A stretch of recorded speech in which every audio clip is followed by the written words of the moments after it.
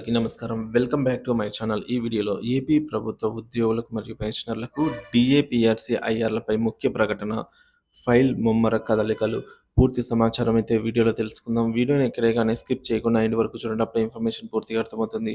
Video చూస్తున్న ప్రతి ఒక్కరు వీడియోకైతే లైక్ చేయండి ఫ్రెండ్స్. ఈ వీడియోని తోటి ఉద్యోగ పెన్షనర్ మిత్రులతో అయితే షేర్ చేయండి. కొత్తగా మన ఛానల్ చూస్తున్నవారు ఇంకా సబ్స్క్రైబ్ చేసుకున్నట్లయితే వెంటనే మన ఛానల్‌ని అయితే సబ్స్క్రైబ్ చేసుకోండి. దీని ద్వారా నేను చేసే లేటెస్ట్ వీడియోస్ అన్నీ మీ వరకు రీచ్ అవుతాయి. ఇంకా ఆలస్యం చేయకుండా వివరాల్లోకైతే వెళ్ళిపోదాము.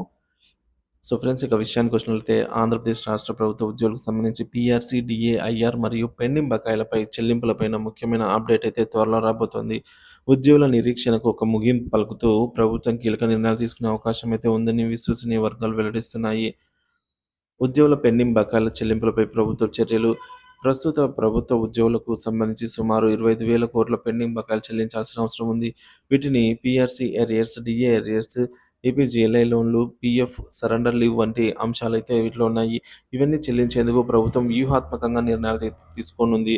ఏపీ బడ్జెట్ సమావేశాల నేపథ్యంలో కీలక పరిణామాలు.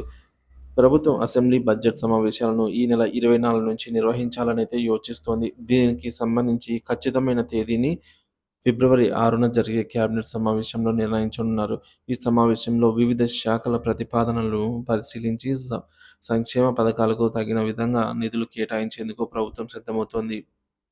ఉద్యోగులకు ఎటువంటి హామీలు ఇచ్చారంటే, ప్రభుత్వం ఇప్పటివరకు ఉద్యోగులకు ఎలాంటి కొత్త హామీలు ప్రకటించలేదు. కాకపోతే పీఆర్సీ కమిషన్ అమలు, 30% మేర మధ్యంతర భృతి ప్రకటించడము, పెండింగ్ డీఏలు విడుదల చేయడం వంటి అంశాలపై కీలక నిర్ణయాలు తీసుకునే అవకాశం అయితే ఉంది.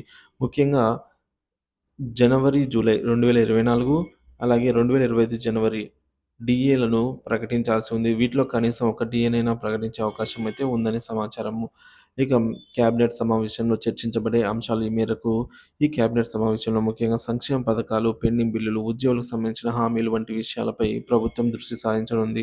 మేనిఫెస్టోలో పేర్కొన్న అన్ని హామీలను అమలు చేసే దిశగా ప్రభుత్వం ముందుకు కదులుతోంది. ముఖ్యంగా సంక్షేమ పథకాలకు పెద్ద పీట వేయాలనైతే నిర్ణయించుకోవడంతో బడ్జెట్‌లో ఉద్యోగుల కోసం ఎంత మేర నిధులు కేటాయిస్తారనే అంశం ప్రస్తుతం ఆసక్తికరంగా మారింది.